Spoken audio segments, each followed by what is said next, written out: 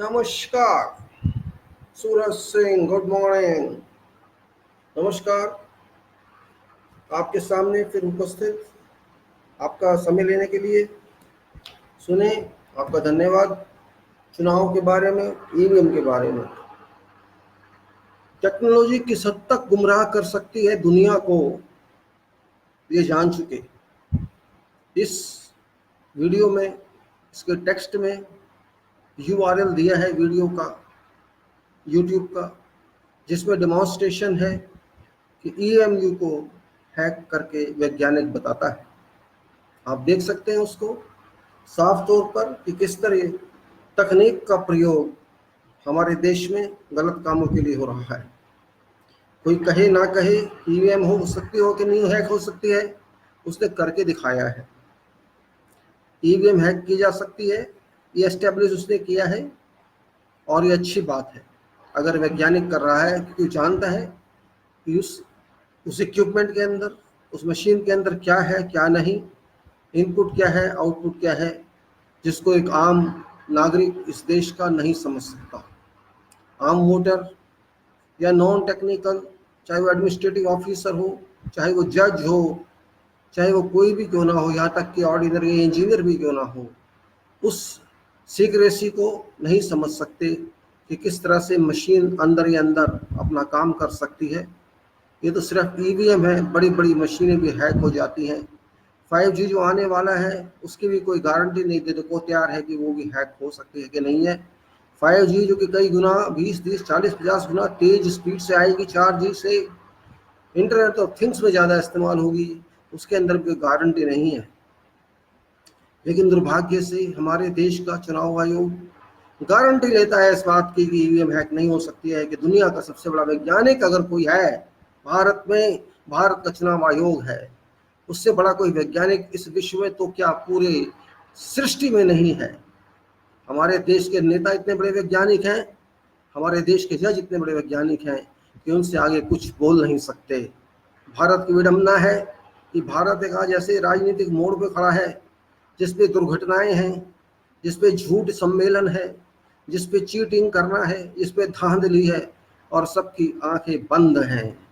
असली न्याय बन गया, अब आंखों पे पट्टी बांधकर हम देख नहीं सकते। यह है देश का हाल।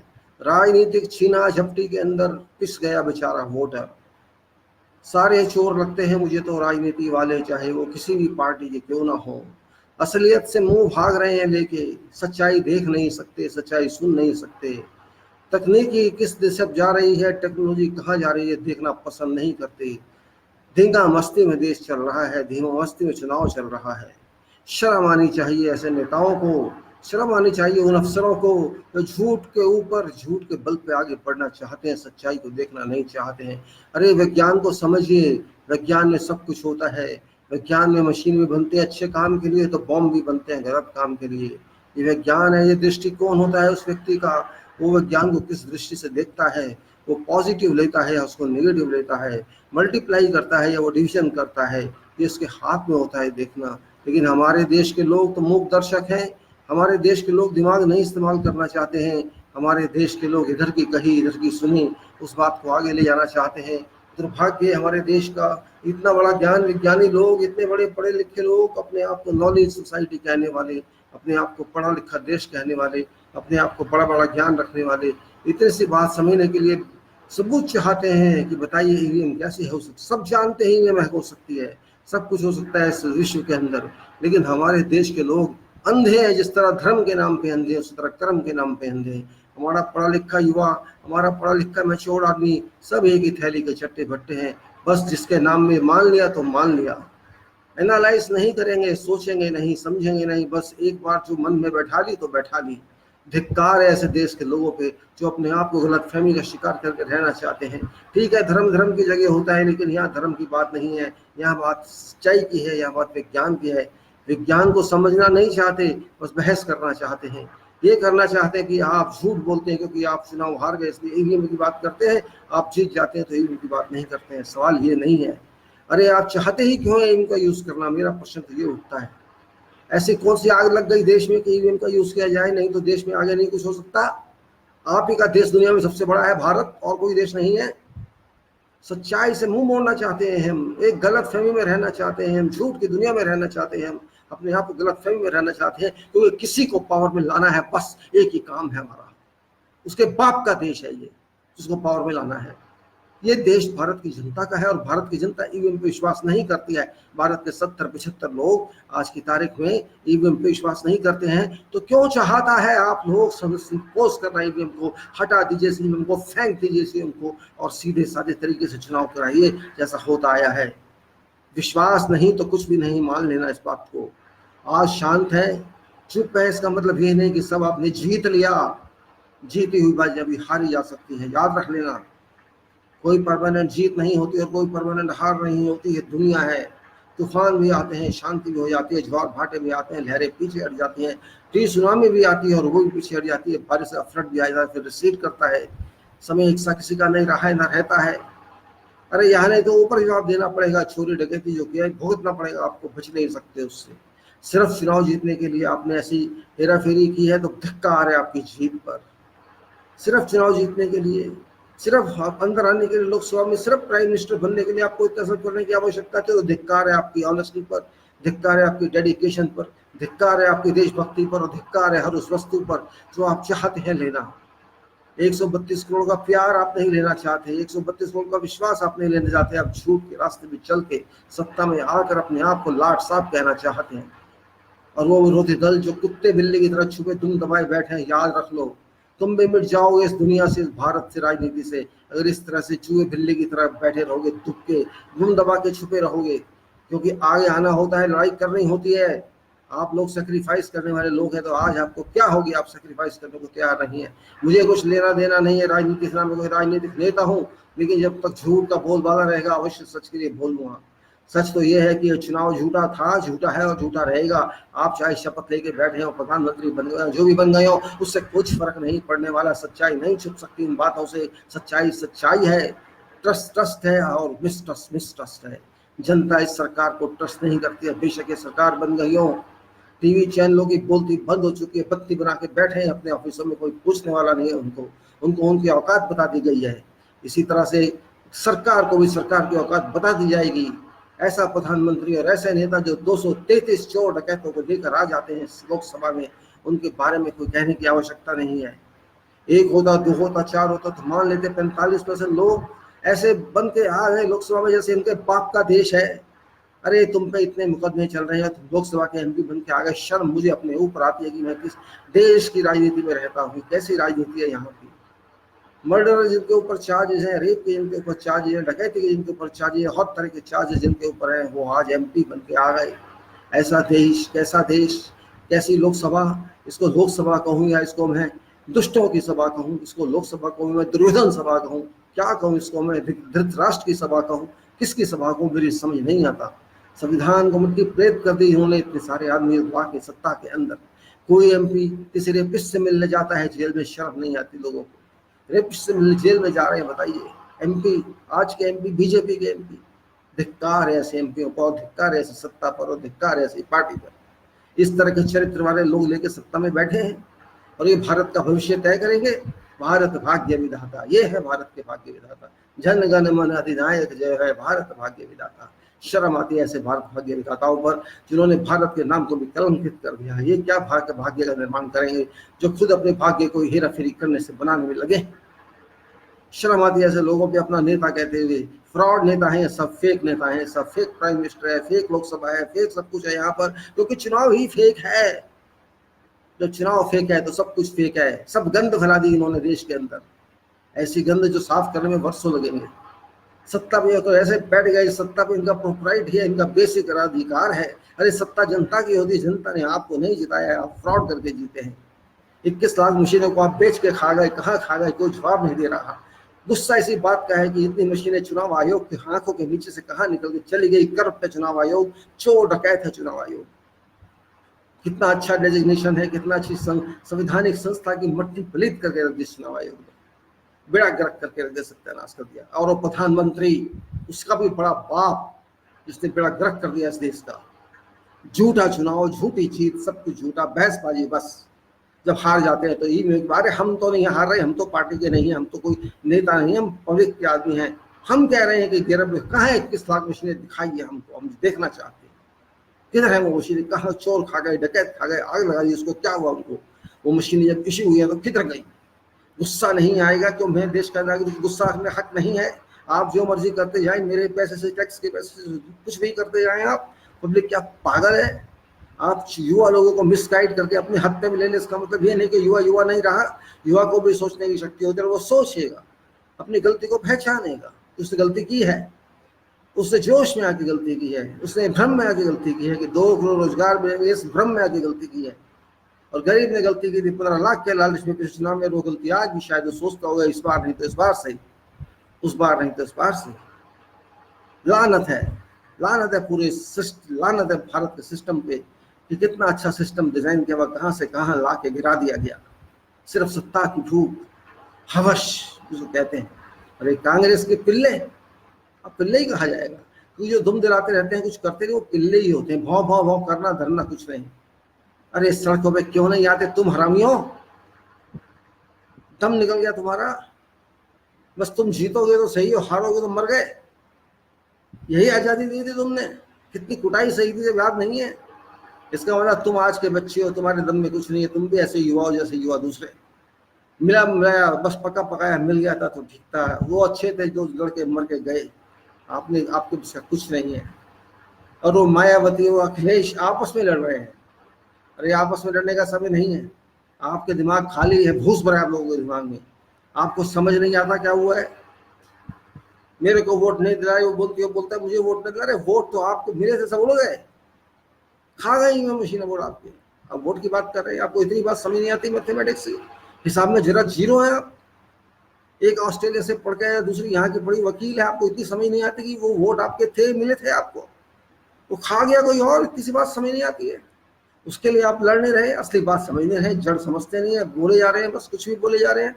मुझे तुमने वोट नहीं दिलाई, वो कहता तुमने मुझे वोट नहीं दिलाया, वोट तो खा गया कोई और लेके आपके। 2 बिल्लियां लड़ी तो बंदर लेके भाग गया। आपको इतनी बात समझ नहीं आती है, कैसे मिलेंगे वोट आपको जब दूसरा लेके चला गया तो। खैर, अब मैं आपकी बुराई अच्छाई करने के लिए बात नहीं कर रहा हूँ, मुझे ना तो आप किसी से कुछ लेना है, ना भारतीय जनता पार्टी से कुछ लेना है, मुझे किसी में कोई इंटरेस्ट नहीं है। लेकिन क्योंकि आज इसके अलावा देश के सामने कोई सॉल्यूशन नहीं है इन पार्टियों के अलावा, और बेचारा मत देने वाला व्यक्ति तो मत दे के आ जाता है, सोचता है मैंने मत दे दिया, अधिकार दे दिया अपना उसको, वो जीते हारे मैं क्या कर सकता हूँ। लेकिन वो भूल जाता है कि उसका मत, मैंने देखिए जो वीडियो लगाया है साथ में URL यूट्यूब पर, आप उसको देखिए, उसमें साफ साफ दिया गया है कि कैसे हैकिंग हो सकती है, और वैज्ञानिक द्वारा दिया गया है डिमॉन्स्ट्रेशन, किस तरह से वोट डाले जाते हैं, उसके बाद किस तरह वोट सही निकलते हैं, और उसके बाद जब वोट खुलने का टाइम होता है तो किस तरह वो सारे स्वाप हो सकते हैं, चेंज हो सकते हैं, किस तरह से SP के वोट या BSP के वोट BJP में जा सकते हैं, ऐसा उसमें दिखाया गया है। हालांकि मैं ये नहीं मानता कि ये सब हुआ होगा, क्योंकि ये सब होने की आवश्यकता रही नहीं होगी, लेकिन उससे ये दिखाया है कि हैकिंग होती है, हो सकती है, बड़ी बात नहीं है। लेकिन इतने बड़े मास स्केल पे हो या ना हो मैं नहीं जान सकता, ये तो वैज्ञानिक ही जवाब दे सकते हैं, उसके टेक्नीशियंस, उसके जो एक्सपर्ट्स हैं वही जवाब दे सकते हैं। मैं तो एक ऑर्डिनरी नागरिक हूँ उस देश का, इतनी गहराई तक मैं नहीं समझ सकता। इतना कॉमन सेंस जरूर रखता हूँ कि जो मशीनें चोरी हैं, गायब हैं, उन मशीनों का दुरुपयोग तो हो ही सकता था, क्योंकि मशीनों में नंबर होते हैं, वो नंबर भी वही रखे जा सकते हैं जो एक कंपनी ने दिए हो, दूसरी मशीन पे कोई नंबर आ सकता है। अंदर का जो होता है चिप्स के नंबर अलग जो होते हैं, आइडेंटिफिकेशन नंबर, उनमें फ़र्क हो सकता है, उनकी वेरिफिकेशन की जानी चाहिए थी, इन्होंने की नहीं की मैं नहीं जानता। काउंटिंग से पहले, काउंटिंग के समय वो सब वेरिफिकेशन होना चाहिए थी कि उसका नंबर क्या है, अंदर का आइडेंटिफिकेशन नंबर क्या है, वो नंबर की हुई कि नहीं हुई मैं नहीं जानता, कोई भी नहीं जान सका। ये तो वही बता सकते हैं जिनके सामने मशीनें खुली होंगी, और वो भी शायद नहीं बता पाएंगे कि एक मशीन तो होती नहीं, हजारों मशीनें होती हैं एक कॉन्स्टिट्यूंसी की, तो इतना कौन करेगा कि सब चीज़ों को चेक करेगा, मैं नहीं जानता। वहाँ भी बस हाँ हाँ करके साइन कर दिए गए, साइन करने की आवश्यकता होती भी हो कि नहीं हो मैं नहीं जानता, बस खोल दिए दिल लिए हो गया। तो धोखा तो हुआ है, ये तो पक्की बात है। अगर धोखा नहीं हुआ होता तो ये 21 लाख या 20 लाख मशीनों की बात क्यों आती सामने। इसका अपने आप में आना ही एक धोखा है, देश के साथ धोखा हुआ है। बहुत बड़ा धोखा हुआ है चुनाव के साथ। वो धोखा चुनाव कमीशन की वजह से हुआ है, वो धोखा भारतीय जनता पार्टी की वजह से हुआ है। ये जांच का विषय है, जांच होनी चाहिए, पब्लिक को प्रेशर करना चाहिए कि हम किसी गलत चुनाव के अंडर क्यों रहें। मेरा प्रश्न ये है, बेशक भारतीय जनता पार्टी जीते या कांग्रेस हारे या कांग्रेस जीते या बीजेपी हारे, सही चुनाव से हारे या जीते तो सही लगता है। धोखा करके आप बीजेपी जीते या धोखा करके कांग्रेस जीते, हम इस बात को नहीं मानेंगे। एक नागरिक की हैसियत से, इस देश का एक स्वच्छ नागरिक की हैसियत से मैं इस बात को मानने को तैयार नहीं हूँ जब तक कि मेरे सामने सही बात ना रखी जाए, बिल्कुल गारंटी से ना कहा जाए कि इसका जीत है, इसकी हार है। और वो हो सकता है बैलेट पेपर के द्वारा, कम से कम वोटर देखता तो है कि इसका वोट कहाँ गया। इसमें तो पता ही नहीं कि वोट का बटन तो मैं दबा के आया था, लेकिन वो गया कहाँ। क्या गारंटी है कि मेरा वहीं गया? कोई गारंटी नहीं है। अजी वो चिप बेबी पैड निकल किसको दिखाई देगा 7 सेकंड में? हर आदमी इतना इंटेलिजेंट नहीं होता, इतना स्मार्ट नहीं होता कि 7-8 सेकंड में देख पाए कि उसका वोट सही गया है कि नहीं। और जाने के बाद भी क्या गारंटी गिनती में आया कि नहीं आया? क्योंकि वीवीपैट तो पूरे गिने नहीं गए। जो आपका वोट कागजों में गिना ही नहीं जा रहा, खाली मशीन गिन रही है और मशीन में स्वैपिंग हो रही है। हो सकती है इस पार्टी का वोट उस पार्टी में जा सकता है, तो क्या गारंटी है कि वोटर द्वारा दिया गया अधिकार, वोट अधिकार, वो मत उसके खाते में गया जिसको दिया गया? इस बात का कोई वारंटी नहीं, कोई गारंटी नहीं, कोई इस बात की ट्रिक नहीं। बस विश्वास कर लो, हमने सही काउंटिंग की, हमने सही वोट डाला, वहम रहेगा अंदर, सच्चाई नहीं आएगी सामने, जिंदगी में कभी नहीं आएगी सामने। वोट बैलेट तो देखा जा सकता था, उसको फोल्ड करते थे फिर डालते थे, लेकिन यहाँ तो बात वो है ही नहीं। मैं सिविल इंजीनियर हूँ, मैं एनालिसिस को समझता हूँ, मैं स्ट्रक्चर को समझता हूँ, मैं बिल्डिंग को समझता हूँ, मैं एनालिसिस को, थ्योरी ऑफ स्ट्रक्चर को, फोर्सेस को, बहुत चीज़ों को समझता हूँ। तो यहाँ भी वही चीज़ है, एनालाइज करके समझ आता है। हम कोई फोर्स लगाते हैं स्ट्रक्चर पे, उसको आगे कैसे डिस्ट्रीब्यूशन करते हैं वो समझ आता है। यहाँ भी एक वोट फोर्स है, वो फोर्स जिस एलिमेंट के लिए गई थी वो उसका मिला कि नहीं मिला, ये बात सोचने की तो है। हम क्यों ना सोचें? हम क्या इतने अंधे हैं कि एक एडमिनिस्ट्रेशन वाले आदमी की बात पे यकीन करें, जिसको ABCD ना आए थ्योरी की, ABCD जिसको ना आए स्ट्रक्चर की, ABCD जिसको ना आए एनालिसिस करने की, ऐसे एडमिनिस्ट्रेटर के साथ, ऐसे जजों के साथ, ऐसे राजनेताओं के साथ हम क्यों विश्वास कर रहे हैं? ठीक है, आप इलेक्शन कमीशन हैं, आप जज हैं, सब है, बहुत अच्छी बात है, आपका इज्जत है उसी हिसाब से। लेकिन आप जिस चीज़ में एक्सपर्ट हैं, आपकी इज्जत उसी में तो की जाएगी ना। आपकी इज्जत हर क्षेत्र में तो नहीं की जाएगी। जहां आपका क्षेत्र लगता नहीं वहां आपकी बात को हम कैसे मान लें? आपका कौन सा मेथड था जो आपने कायम किया था कि हम इस मेथड को यूज़ करेंगे? आपका क्या मेथड है, आपका बताइए। आप गारंटी देने का कौन सा मेथड है आपके पास? कोई मेथड नहीं है आपके पास। बस आपने कहा जी जो हम कर रहे हैं ठीक कर रहे हैं। ये बात गधे कहते हैं, ऐसे जो हम कर रहे हैं ठीक कर रहे हैं। हम पे बात नहीं चलती देश में, आपको जस्टिफाई करना पड़ेगा। कानून है कि कोई भी कोर्ट भी ऑर्डर करता है तो उसको जस्टिफिकेशन देनी पड़ती है, उसको रीज़न देने पड़ते हैं, एक्सप्लेनेशन देनी पड़ती है। उसे कहते हैं speaking justice, speaking order, speaking award. वो अवार्ड कहाँ है आपका? आपको भारत के वोटर को एक्सप्लेन करना होगा कि आपने जो प्रोसीजर अडॉप्ट किया था वो गलत था या सही था। भारत का एक भी वोटर यदि क्वेश्चन करता है आपसे तो उसका हक बनता है कि आप उसको जवाब दें। यदि आप जवाब नहीं दे सकते, सेटिस्फैक्ट्री आंसर, संतुष्टि नहीं ला सकते उस वोटर की, तो आपको इस सीट पे बने रहने का कोई हक नहीं। आपने गलत काम किया है तो गलत काम का हर्जाना देना होगा, और आपने सही काम किया है तो बताइए सही कैसे है। एक शक नहीं, दो शक नहीं, हजारों शक है यहाँ। बड़े बड़े पुराने जज भी कुछ भी बोल रहे हैं, सुप्रीम कोर्ट के जज भी कुछ भी बोल रहे हैं, पुराने वाले हाई कोर्ट के जज रहे भी कुछ भी बोल रहे हैं। वो सब बेवकूफ़ हैं, उनका दिमाग खराब है। आप ही सही हैं। ये आपका अकेले का देश नहीं है, आपके पास सिर्फ एक पोजीशन है और वो है इलेक्शन कमीशन की। इससे ज़्यादा आप नहीं हैं। लेकिन भारत की जनता की पोजीशन पूरी है। वो भारत के स्वामी है सारी जनता, आप भी उसमें से एक हैं। लेकिन आपने वो कर्तव्य नहीं निभाया वो कर्तव्य बड़ा था। आपने इलेक्शन कमीशन की हेराफेरी का कर्तव्य तो निभाया, टुच्चेपने का कर्तव्य तो निभाया, आपने प्रोफेशनलिज्म नहीं किया। आप फेवर दिए एक पार्टी को जो आपको नहीं देनी चाहिए थी। तो बताइए कहाँ है 20 लाख मशीनें, आपको जवाब देना होगा। और कौन जवाब देगा इसका? मशीनों के इंचार्ज आप हैं, कोई और नहीं। भाजपा इसके इंचार्ज नहीं है, अमित शाह इसका इंचार्ज नहीं है, मोदी इसका इंचार्ज नहीं है, और सुप्रीम कोर्ट भी इसका इंचार्ज नहीं है। इसके इंचार्ज आप हैं, जवाब आपको देना होगा। कहाँ है वो मशीनें? अगर आप इस जवाब को नहीं दे सकते तो आप भाग जाइए इस सीट को छोड़ के। आपकी आवश्यकता नहीं है इस सीट पे, क्योंकि आप भ्रष्ट हैं। आपने भ्रष्टाचार किया है। आपने इस इलेक्शन को अपना कठपुतली का गेम बना लिया है। जैसे आपने दिल में आया आपने नचाया, और हम नाचता देखते रहे। आपकी कठपुतली का गेम भारत की जनता देखती रही। आपको जवाब देना ही पड़ेगा। कहाँ तक भागोगे? सरकार बन जाती है, लोकसभाएं बन जाती हैं, लेकिन इसका मतलब ये नहीं होता कि परमानेंट सब कुछ हो गया। एक युद्ध होगा पब्लिक के बीच में, ईवीएम को लेके बहसबाजी होगी, डिस्कशन होगा, ब्रेन स्टॉर्मिंग होगी, सब कुछ होगा, लेकिन जवाब आपको देना होगा, सिर्फ आपको। पब्लिक 1947 की पब्लिक नहीं है, ये 2019 की पब्लिक है। हर तरह के लोग हैं यहाँ, बेवकूफ़ भी हैं, अकलमंद भी हैं, इंटेलिजेंट भी हैं, ब्रिलियंट भी हैं, साइंटिस्ट भी हैं, इंजीनियर्स भी हैं, हर तरह के लोग हैं जो समझ सकते हैं क्या सच है क्या गलत है। युवा गुमराह हो सकता है, मान लेते हैं युवा गुमराह हो गया, बहसबाजी करेगा, टेलीविजन चैनल गलत न्यूज़ दे देंगे, मान लेते हैं वो भी युवा ही है। बहुत बड़े ब्रिलियंट लोग वो भी नहीं हो सकते। एंकर बहुत बड़ा इंटेलिजेंट नहीं होता है। एंकर होता है, सहारा देता है एंकर। उन लोगों को जो आप डिबेट करते हैं, इससे ज़्यादा एंकर की कोई औकात नहीं होती है। एक छोटा सा व्यक्ति, एक क्लर्क लेवल का, एक एलडीसी लेवल का, एक ऑफिसर लेवल का रैंक आदमी होता है, लेकिन जिनके लिए वो काम करते हैं भारत की जनता, उसमें सब तरह के लोग हैं।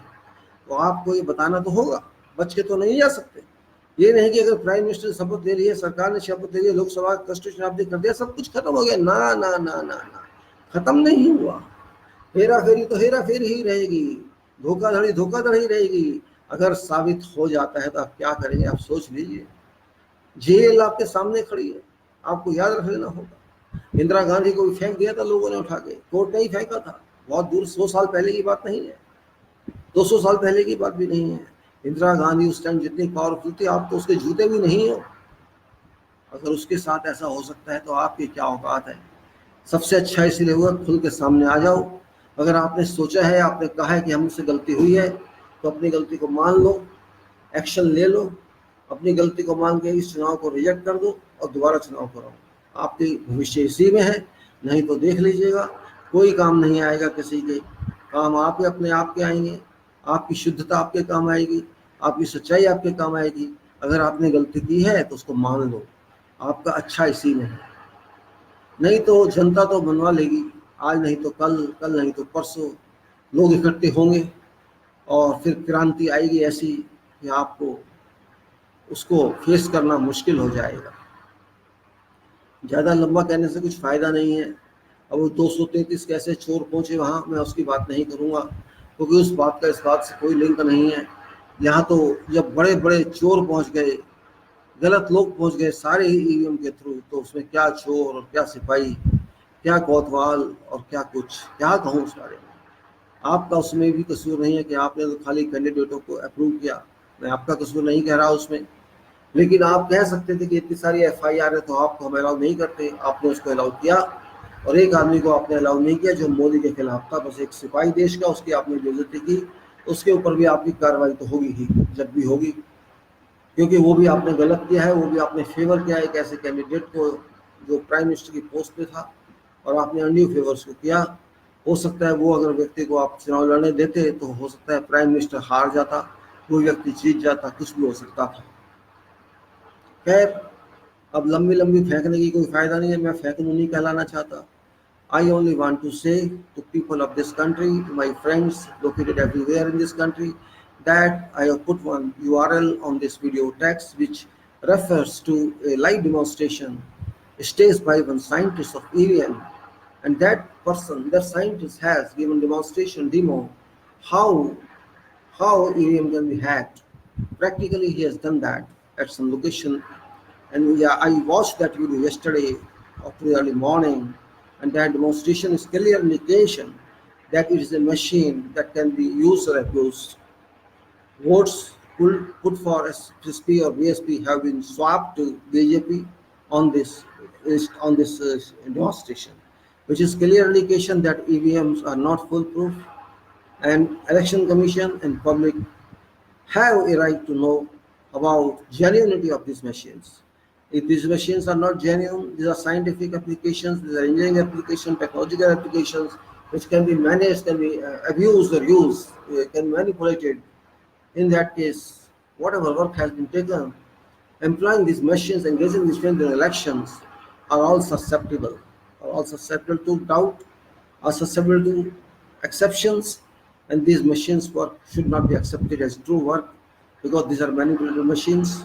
So I'm not relying on these machines for whole election because they were, to my understanding, those who manipulated this machine did not actually manipulate, but they swapped these machines as whole. Machines, these are 21 lakhs are missing from record. For authentic record means RTI records. Who is responsible for this? There's a question mark.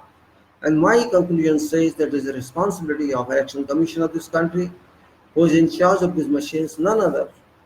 None other is in charge of the machine except Election Commission.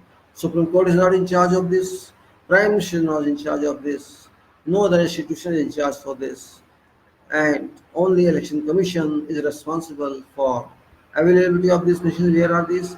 Because no other can take part in that, and these machines must be somewhere with Election Commission or somewhere with his favorite, whose agency is working as BJP, must be somewhere with BJP.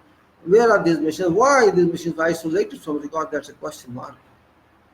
Why these machines were diverted to somewhere unknown? That is a big question mark. Election Commission is responsible to answer this, must answer this.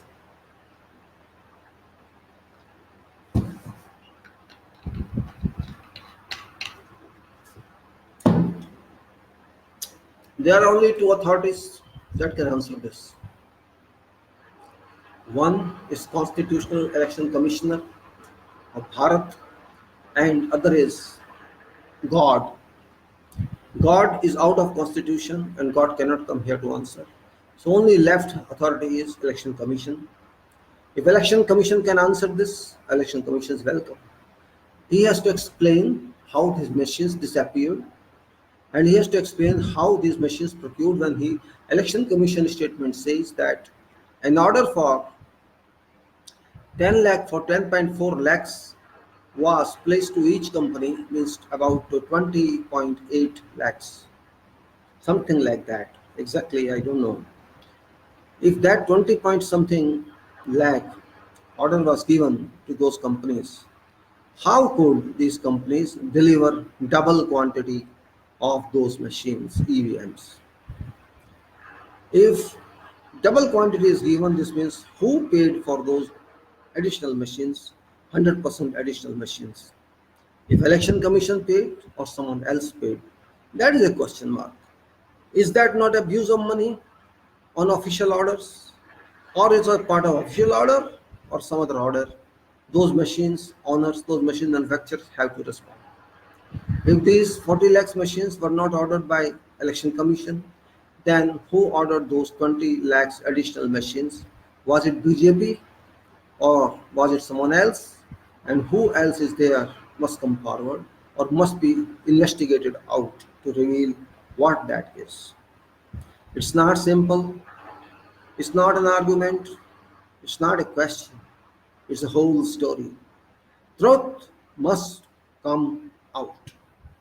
It must come out because it's a question of national prestige. It's a question of national reputation of democracy, that we managed our democracy or we executed our democracy. If we manage our democracy, this is a indent, black mole, black mark on our forehead of this country, Bharat Mata. Can we live in a false world? Can we live in a fool world? We cannot live in a fool world. We have to live in a true world, Satya Mev Jayate world. We have no right to live in Galat Fahmi, wrong perception, delusion, Artificial management, no, we cannot do that. It's not possible. It's not even permissible. Truth is truth and false is false. So far, public conception being built is that EVM have been managed day by day. People are accepting this fact that machines have been used by abuse. These have been used on abuse. This means machines have been manipulated, which consideration leads us to a theory that those 20 lakhs machines, which are additionally ordered, were used to exchange or to replace those machines which were used in polling. Polling machines in strong room were taken out, and preloaded machines which were taken to strong room from wherever BJP officers somewhere were replaced in those places, emptied or vacated by these EVM machines of election use. This means real machines used for polling have been removed from poll strong rooms and replaced by new machines, abusive machines, which means whole exercise is fake. Election Commission slept during that period, or it intentionally did it itself, either of the two. If Election Commission slept and did not know about this, then what's purpose of Election Commission is? If Election Commission cannot save, cannot keep itself protected, how it shall keep protected whole scenario? And if Election Commission allowed this, that's a far more dangerous situation. The Election Commission, which is a constitutional body, constitutional authority, can go to that extent, where it should be free, it should be neutral, it should not be in interest of government, it should not be in interest of other parties. It should work freely. True, it should work free and fair and transparent election. But Election Commission has not done that, it appears. Then who has done? Simply saying that I am right, you are wrong doesn't make an answer. There are inputs and outputs are different. Whatever input votes and output countings, both are different in 373 constituencies. How could it happen? It's not one or two constituencies, 373 constituencies claim that whatever number of polls, whatever number of votes were polled in, number of votes counted in, have a difference of thousands and thousands and thousands. How could it be made? This means either machines were whole as misappropriate, defective software was there, or defective, whatever defective was there, I cannot answer that. Scientists can answer how it happened. If 100 votes are polled in, 100 should be counted in, simple. How can you say 110 are counted or 200 counted? You cannot say that. But on 373 constituencies, Lok Sabha constituencies, reports coming out are speaking that way.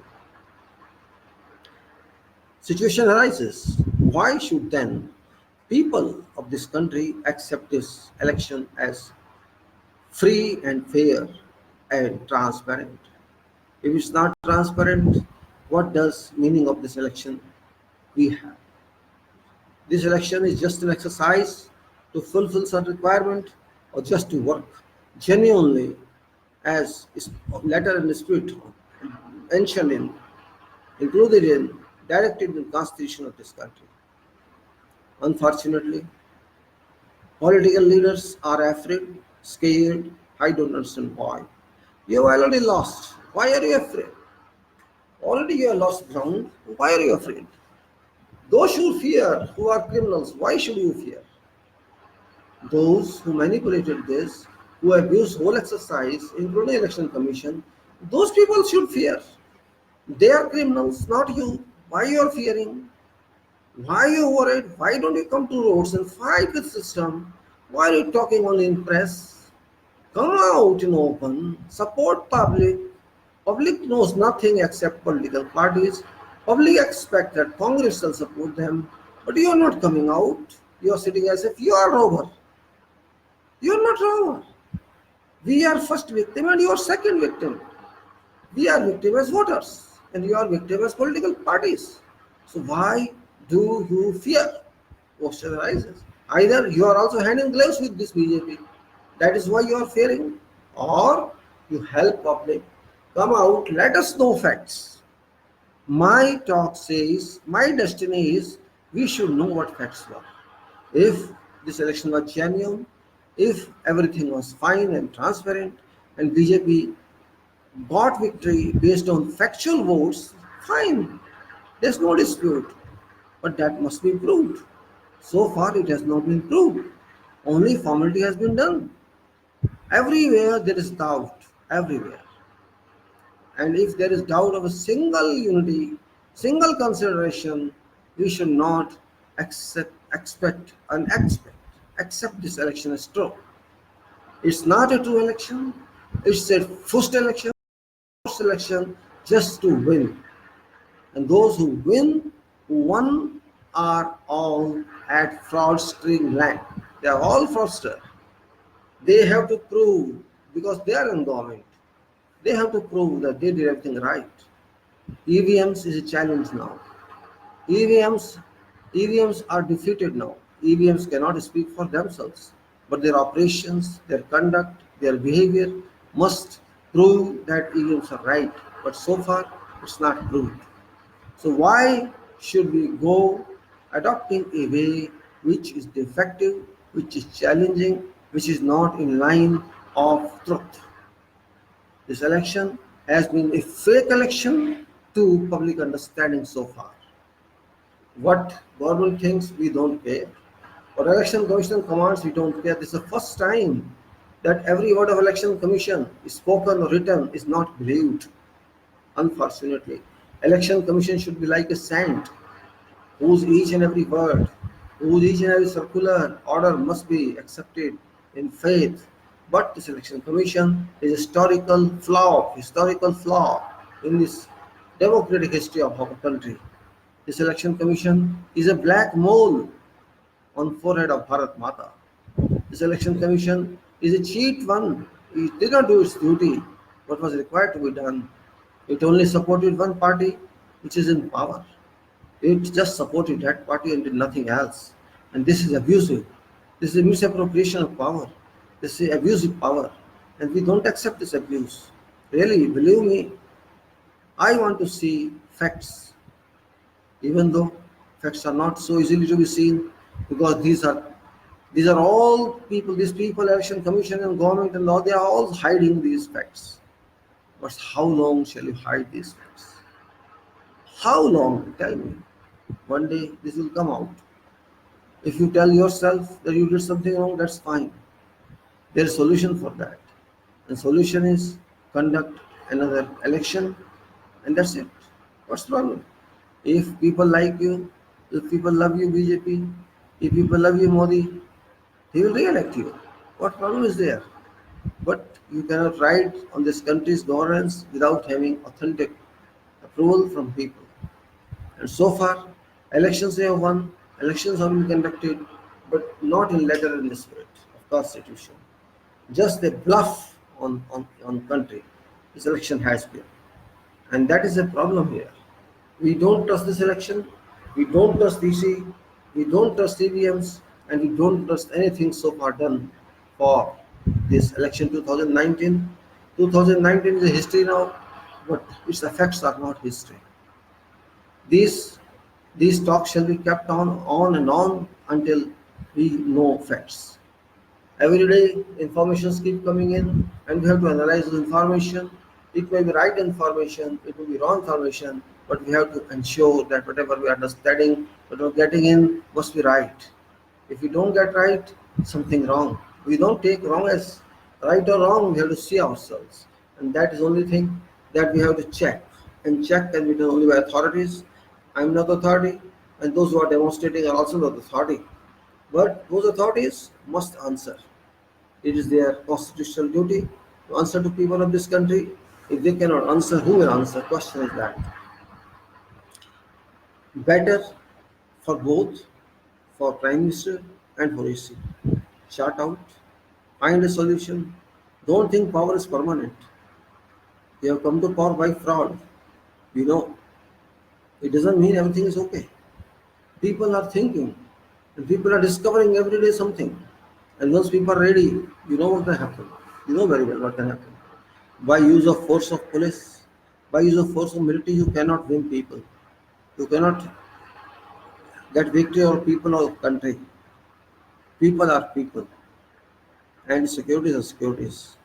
So be brave, if tell facts to people, and if you have caused some problem, you have caused some mishappening, some bad act, the public shall forgive you, provided you tell facts and take action to correct those misconducts you made in selection. Life is not that big. Elections and governments every 5 years come back. It's only 5 years time you got. You may think for 50 years, 100 years, that is your childish behavior. You may think for 500 years, that is your childish behavior. Life is life, duration and duration. Life of Lok Sabha is only for 5 years, and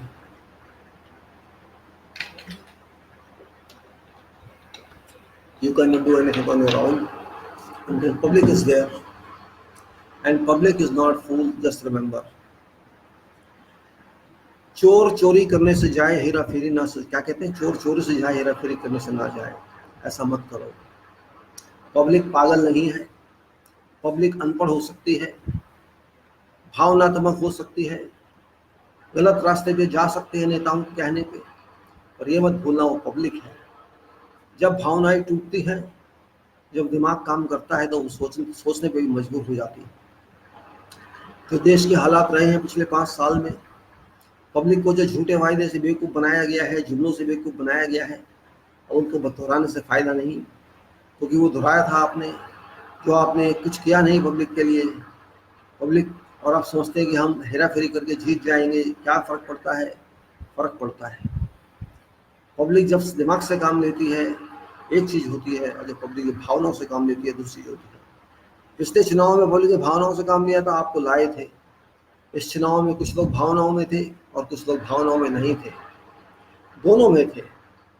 भावना वाले लोगों को मोदी भक्त भी कह सकते हैं हम, अंधभक्त भी कह सकते हैं उनको, क्योंकि भक्त तो भक्त होता है, वो भगवान को देखा नहीं होता उसने, बस भक्ति करता रहता है, जैसा कोई कहता है वैसा करता रहता है। उसका तो आंसर कोई दे ही नहीं सकता, शायद भगवान भी नहीं दे सकता उसका आंसर। लेकिन जो दिमाग वाले लोग होते हैं, जो बात को समझते हैं, एनालाइज कर सकते हैं, जो कह सकते हैं क्या सच है, क्या गलत है, क्या नहीं है, वो लोग जरूर जानते हैं, और वो भी उतने ही होते हैं, बल्कि ज़्यादा होते हैं उन भक्तों से, जो लॉजिक को समझते हैं, जो जस्टिफिकेशन को मानते हैं, जो जानते हैं क्या होना चाहिए या नहीं होना चाहिए। तो वो लोग भी कम नहीं आज की तारीख में। पिछली बात कुछ और थी, अब दूसरी बात है। वास्तव में तो ये होना चाहिए था कि आपको सीटें सिर्फ 70-80 मिलनी चाहिए थी, जैसे आवाज़ की हवा थी, लेकिन आप तो 350 या 360 या 303 कितनी कहीं लेकर आ गए। आपने सबूत दे दिया कि आप जो मर्जी करते रहना, हम तो सत्ता में आ ही जाएंगे। आप शोर मचाइए, शोर मचाइए, चिल्लाइए, कुछ भी कीजिए, हमें सत्ता में कैसे आना है हम जानते हैं। ये आपके अंदर एक सोच रही होगी जो बहुत गलत है। आप सत्ता में आ गए, जिस तरह आप आए हैं उस तरह चले भी जा सकते हैं, आप समझ लेना, कोई बहुत बड़ी बात नहीं है। लेकिन अभी आपकी पावर है, आपका घमंड इतना ऊंचा है, सातवें आसमान पे है, कि हम दोबारा सत्ता में आ गए, हमने रिकॉर्ड कायम किया है। दुनिया वालों को आपने दिखाया तमाशा, तमाशा दिखाने की कोई आवश्यकता नहीं थी, क्योंकि आप पहली बार नहीं, आप दूसरी बार आए थे। आपकी रिस्पॉन्सिबिलिटी बढ़ जाती थी, लेकिन अगर आप सच पर होते तो देश के अंदर वो लहर नहीं खुशी की होनी चाहिए थी। पब्लिक दबंग, पब्लिक जो सोचती थी, हैरान है, परेशान है कि ये हुआ तो क्या हुआ। इसलिए इन सब बातों को आपको भी ध्यान में रखना होगा। नशे में ना आ जाना कि हम सरकार में आ गए तो कुछ भी क्या कर लोगे हमारा, बहुत कुछ किया जा सकता है। ये पब्लिक है, जब ये अपने पे आती है तो अच्छे से अच्छे रखे रह जाते हैं, बड़े से बड़े रखे रह जाते हैं। अभी अपनी पे आती है तो आप ऐसा मौका मत दो पब्लिक को कि वो अपने पे आ जाए। सच्चाई को समझो, देश बहुत बड़ा है, बहुत सोचे हैं इस देश में, हर तरह के लोग हैं यहाँ पे, हर तरह के एक्शन हो सकते हैं यहाँ पे, इसीलिए भारत देश कहा जाता है इसको। और ऐसा ना हो कि आपको लेने के देने पड़ जाए। मैं सिर्फ इतना कहूँगा भारत के लोगों से, होश में रहिए, आवाज में मत रहिए, सोचिए समझिए, हर बात को सरकार कहती है विश्वास मत कीजिए, और हर बात को जो कोई और भी कहता है तो कीजिए, विश्वास मत कीजिए। आप अपने मस्तिष्क से, अपने माइंड से, अपने दिमाग से सोचने की कोशिश कीजिए कि आपको क्या करना था, क्या किया और क्या करना चाहिए था। ये तीनों चीज़ें बहुत इंपॉर्टेंट है किसी भी देश को शक्तिशाली बनाने के लिए। अगर पब्लिक में ही विश्वास नहीं रहेगा देश के बारे में, चुनाव के बारे में, नेताओं के बारे में, तो उस देश का क्या होगा कोई नहीं जानता। हालत आपके सामने है और देशों के एग्जाम्पल हैं। देख लीजिए आपके सामने, कहीं ऐसा ना हो कि यहाँ भी वही चीज़ें भुगतनी पड़े, क्योंकि जब पब्लिक बिगड़ती है तो फिर सोचती नहीं। जब मेरा वोट चुरा लिया जाएगा, मेरे वोट पर डकैती डाल दी जाएगी, मैं शांत रहूँगा क्या? प्रश्न तो ये उठता है। बिल्कुल शांत नहीं रहूँगा। मुझे कोई पैसा नहीं मिल रहा वोट देने से, लेकिन मेरा देश है, मेरे देश को देखना पड़ेगा मुझे, कोई और तो नहीं देखेगा। मुझे अमेरिका और इंग्लैंड से तो आदमी नहीं बुलाने पड़ेंगे, और वो भी कौन सा अपना देश देख पा रहे हैं, वो भी नहीं देख पा रहे हैं। इसलिए सभी पब्लिक के मेंबर्स से, सदस्यों से जो इस बात में देख रहे हैं, अपने को इन्वॉल्व कर रहे हैं, चुनाव इलेक्शन कमीशन से, युवाओं से जो मोदी मोदी की भक्ति में लीन है, उन टीवी चैनल से जो अपने आप को बेवकूफ़ कर रखा है 5 साल से कि खोलो आंखें, जागो, बहुत कुछ गलत हो चुका है, आप भी उसमें जिम्मेदार हैं, अपनी जिम्मेदारी से बचिए, गलत काम से बचिए, और आप भी उसमें मरना चाहते हैं तो मरिए, आपकी मर्जी है। क्योंकि ज़्यादा देर तक छुपाया नहीं जा सकता है सच्चाई को, और सच्चाई ये है कि धोखा हुआ है। वो धोखा ही तो देखना है क्या हुआ है, उस धोखे का ही जांच कर रही हैं, और वो किसी कोर्ट के ऑर्डर से नहीं होगी, पब्लिक की अपने चिंतन से होगी, और पब्लिक चिंतन कर रही है। जब इतनी पब्लिक शोर मचाने लगे, इतने वीडियो बनने लगे, हाहाकार पब्लिक मच जाए, तो समझ लेना चाहिए कुछ होने वाला है। और वो आज नहीं तो 1 महीने बाद सही, 2 महीने बाद सही, आहिस्ता आहिस्ता बढ़ेगी आग, और वो आग इतनी फैल जाएगी कि शायद आग बुझाने वाले भी उसको काबू ना पा सके। इसलिए मैं अपने सब दोस्तों से, मैंने बहुत कम टीवी देख रहा हूँ आजकल, तो टीवी पे कोई दिखाने का मतलब नहीं है, ऊट पटांग की न्यूज़ आती है, कोई मतलब नहीं आता न्यूज़ का, डिबेट आती है तो भी ऊट पटांग की आती है, वास्तविक विषयों को उठाना नहीं चाहता है, क्योंकि शायद वो भी जानते हैं, वो भी दुबले होंगे अंदर कि क्या होने वाला है, क्या नहीं होने वाला है। इसलिए मेरे दोस्तों, मेरे देश के नागरिकों, मेरी आपसे विनती है, हाथ जोड़कर विनती है कि समझिए, इस देश को बचा लीजिए। दुर्घटना हुई है इस देश के साथ, घोटाला हुआ है चुनाव में, इस दुर्घटना को कैसे रिपेयर किया जाए, इस दुर्घटना की घावों से कैसे भरा जाए, कैसे इसके इंजेक्शन लगाए जाए, ये आपने लगाने हैं। ये तो सच है कि दुर्घटना हुई है, वो किसने कार किसकी ठोकी है सवाल इस बात का है, ट्रक आगे था या बस पीछे थी, ये देखने का बात है। दुर्घटना तो हुई है, ये तो तय है, इसमें कोई कुछ मना नहीं कर सकता। घपला तो हुआ है, और घपला क्या हुआ है जांच का है, हमें जांच खुद करनी होगी, हमें किसी दूसरे का सहारा नहीं चाहिए, और पब्लिक इतनी सक्षम है कि वो जांच कर सकती है। We I trust in people of this country, all members of society, all andhbhakts, all television stupids, that this is time to ensure that there has been a ghapla, there has been a scam in this election, there has been a fraud in this election, and that fraud needs investigation, and public of this country shall investigate this. We don't need others, we don't need support of others to come and order that we should investigate. No, we will investigate ourselves. We are public, we have full right to investigate, and this has been going on. Scientists are there, engineers are there, good people are there to ensure that EVMs were hacked, can be hacked. They were not saying they were hacked, they are saying can be hacked, a demonstration have been made. If this is possible, why not to worry about that? It's a question of very peak level question that we have to find answer for. If we cannot find this answer for, we are not patriots for this country. We are only living in cheat world, in fraud world, in fake world, and imaginary world. We have to avoid that situation. We have to take consideration of this, control of this into our hands, and see that whatever happened has been happened by error or by fraud. If it happened by fraud, by plot, by design, it's a crime. It's a crime. It's a crime.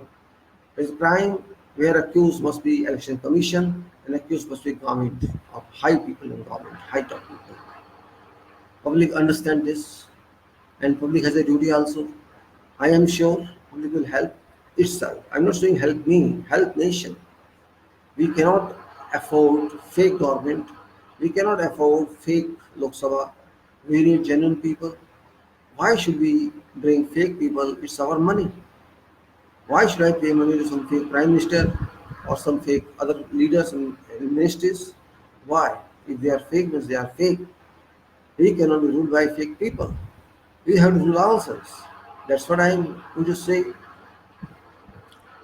I think we should understand this very well. अच्छी तरह से समझ लेना चाहिए बात को, बात गलत नहीं है, सही है। आपका भी नुकसान है, मेरा भी नुकसान है। गलत फहमी में क्यों जिया जाए, क्यों गलत के साथ सहारे में चला जाए? हम जानते हैं सच्चाई ढूंढ सकते हैं, सच्चाई को क्यों ना ढूंढा जाए? क्या जाता है हमारा? हम झूठ के सहारे कब तक जिए, कब तक चलते रहेंगे ऐसे अंधविश्वासों पे, ऐसी बातों पे? नहीं हो सकता जी, पहले क्यों नहीं कहा, आप क्यों बात उठाते हो? अरे पब्लिक कैसे बात उठा सकती थी पहले? हम तो पब्लिक हैं, राजनीतिक पार्टी नहीं है। अगर कांग्रेस ने बात नहीं उठाई तो ये कांग्रेस की गलती है। अगर समता या बी समता ने नहीं उठाई, या मायावती ने नहीं उठाई, या ममता ने नहीं उठाई, उनकी प्रॉब्लम है। भारत के नागरिक की तो प्रॉब्लम नहीं है ना। हम तो कभी भी उठा सकते हैं इस बात को, हम भारत के नागरिक हैं। हम सब जिम्मेदार हैं इस देश के लिए, हम सब जिम्मेदार है सरकार के लिए, हम सब जिम्मेदार है जुडिशरी के लिए, हम सब जिम्मेदार है एग्जीक्यूटिव के लिए। जिम्मेदारी हमारी है, उनकी नहीं।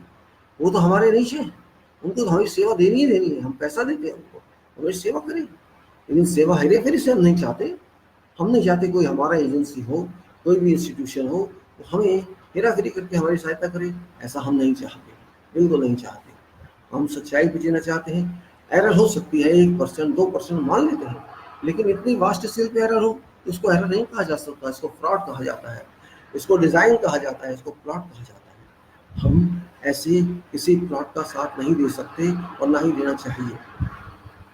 मैं एक व्यक्ति होने के नाते, एक भारत का नागरिक होने के नाते, एक भारत का इंजीनियर होने के नाते पूरा हक रखता हूँ और लोगों से कहता हूँ आपको भी हक है उतना ही जितना हक मुझे है कि आप सच्चाई के रास्ते पे चलना सीखिए। ये चुनाव का मामला है, ये ना मेरे अकेले का मामला है, ना आपके अकेले का मामला है। ये पूरे देश की 543 सीटों का मामला है। ये उसका मामला है जिन्होंने जिन्होंने इनकी अपील पे इनको वोट दिया। ये पब्लिक का मामला नहीं है, ये सभी लोगों का मामला है। इंस्टीट्यूशन का मामला नहीं है, खाली चुनाव आयोग का मामला नहीं है, ये पूरे देश के लोगों का मामला है। इसीलिए सच्चाई बहुत ज़रूरी होती है हर चीज़ में। अगर सच्चाई हमें नहीं मिलेगी तो हम सांस नहीं ले पाएंगे, हम सच्चाई से दूर भी नहीं भाग सकते। क्या फ़ायदा बाद में पता लगे कि हम गलत थे, हमने अपना काम नहीं किया। आप सच्चाई पे जाइए, इन्वेस्टिगेट कीजिए, सच बाहर लाइए। अगर हो सकता है हम गलत हों, हम उसको बात को जल्दी से जल्दी पता लगे, मान लें हम भी गलत हो सकते हैं। हम ये नहीं कह रहे हम सच हैं, लेकिन जो दिख रहा है और जो हो रहा है वो आपस में मैच नहीं कर रहा है। अफसोस की बात है, हमारी सड़कें हमारी मैच नहीं कर रही हैं, हमारी दूसरी चीज़ें हमारी मैच नहीं कर रही हैं, हमारी बाउंड्रीज में मैच नहीं कर रही हैं। और यहाँ तक कि गाँव में तो पानी भी भरा हुआ है, आप जाके देख लीजिए बारिश का, कोई बात नहीं है, वो भरा रहेगा। लेकिन बारिश के पानी निकल जाते हैं, फ्लड निकल जाते हैं, सूखा निकल जाता है, आग जल्दी तो बुझाई जा सकती है, सब कुछ हो सकता है। लेकिन ऐसी गलती जो 5 साल के लिए गलत की जाए, जो गुंडों के हाथ में सत्ता दी जाए, ऐसी गलती को सुधारना बहुत आवश्यक है। वो अपने आप नहीं सुधरेगी, उसको इंजेक्शन पे इंजेक्शन लगाने पड़ेंगे तभी सुधरेगी। इसलिए मेरे दोस्तों, मेरे बुजुर्गों, मेरे साथियों, महिलाएं, बच्चे, सबको मैं कह रहा हूँ, सबको, जो भी इस देश के अपने आप को उत्तरदायी समझते हैं, जो भी इस देश में अपने आप को एक जिम्मेदार नागरिक समझते हैं, अपने आप को इस देश का हिस्सा समझते हैं भारत का, जो भी इस देश के लिए मरना मिटना चाहते हैं, उन सबका फर्ज है कि अंध बातों पर मत जाओ, सोची समझी सही बातों को निरीक्षण कीजिए। हर चीज़ में एक तरीका होता है, एक प्रोसीजर होता है, तभी वो आगे आती है।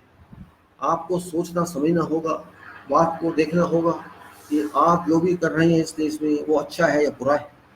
अगर ये सरकार बुराई से बनी है तो हमें बुराई की सरकार नहीं चाहिए, हमें बुराई पर आधारित लोकसभा नहीं चाहिए।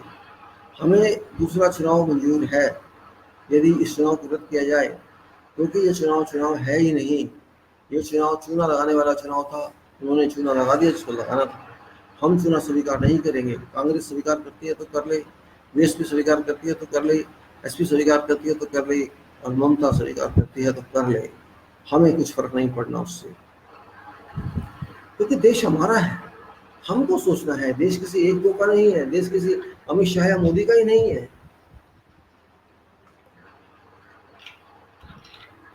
देश राहुल का नहीं है, ये राहुल का है या किसी कांग्रेस के नेता का है।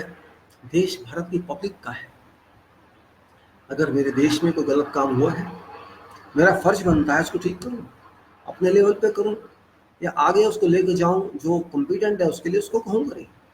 लेकिन उससे लेके चुप बैठ जाना, आंख बंद करके सोचना सब ठीक है, वो नहीं चलेगा। हम एक बात को इतनी जल्दी कैसे मान लेते हैं, उस पर रिसर्च नहीं करते हैं, सोचते नहीं हैं, जो किसी ने कहती हाँ जी इससे ठीक कह रहा है। नहीं, ऐसा नहीं हो सकता।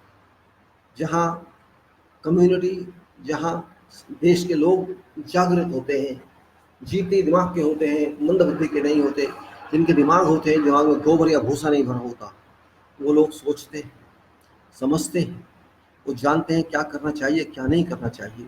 इसलिए देश के अंदर इंस्टीट्यूशंस बनाए जाते हैं, इसलिए देश के अंदर जांच एजेंसियाँ होती हैं, इसलिए देश के अंदर वो सब किया जाता है जो होना चाहिए इंफ्रास्ट्रक्चर, और उसी से सारी सर्विस मिलने पर ही कोई भी बिल्डिंग अपना काम कर सकती है।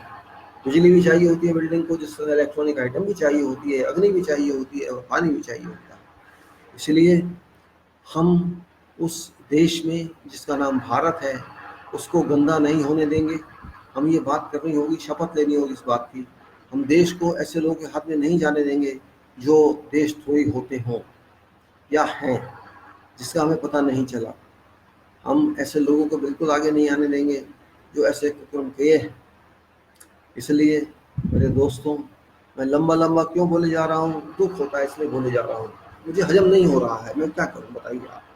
मैं हजम नहीं कर पा रहा हूँ। I am not able to digest what's happened in this country. The election for 9 Lok Sabha elections, 545 seats, 42 seats were put in election, 233 persons have come as MP who are criminals record, who are criminals record. How can you digest that? Can you digest? You tell me. 45%, 233 out of 543 persons have come elected, duly elected as a member of parliament, Lok Sabha, who are having criminal background. Who can digest this? Maybe Modi can digest, or Congress can digest. I cannot digest it. I'm not Modi, I'm not Congress. I am true citizen of Bharat, and you too are true citizen of Bharat. What I feel for Bharat, you must feel, or what you feel for Bharat, I must feel. I am not inclined to I'm not inclined to feel for Modi, or I'm not inclined to feel for Rahul, or feel for someone else. They are political leaders. Their business is this. My business is not that. When my business is not that, I have to be careful. If I am leader to be elected, okay, fine, I'll be a different person. You cannot trust me. But when I'm not a political leader, I'm a person like you. I'm citizen of this country, pure citizen. I have a liability to this country. I have to see that this country is kept perfectly safe in war or peace. That is my responsibility. My country has given me something. First of all, I got citizenship of this country by birth. Second, I have been given education by this country by birth. I am given food by this country by birth. This means I have got many responsibilities for this country to be my parent. This country is my parent, my mother, my father. This country is my master. This country is my school. It's my guru. So we have to respect that way. It's not simply saying no because I am saying it's right. It's not. No, no, no. My saying shall not work. We people of this country have to say. Election Commission must understand. So we people of this country, not I, not Congress, not BJP, what we are saying. We is we here, nothing else. If there's no we, there's nothing.